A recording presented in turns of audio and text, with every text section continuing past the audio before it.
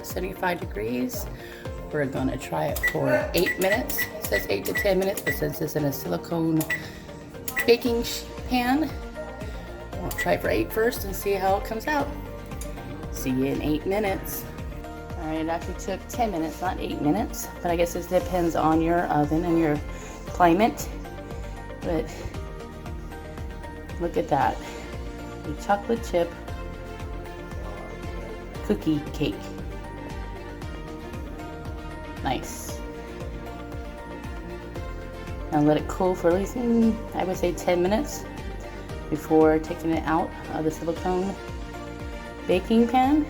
And I will show you how nice it is that it slips right out without having to grease the pan or oil the pan. See you in 10 minutes.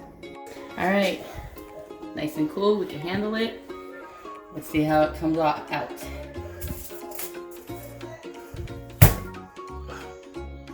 Oh, look at that. Clean. Woo. Killed the top. Yeah. Killed the top. It's okay. Still, flips out, shows you how easy that came out of there. And not even gonna be hard to clean at all. No. Need to get yourself these silicone baking pans, and I'm getting a muffin next. All right, time to eat.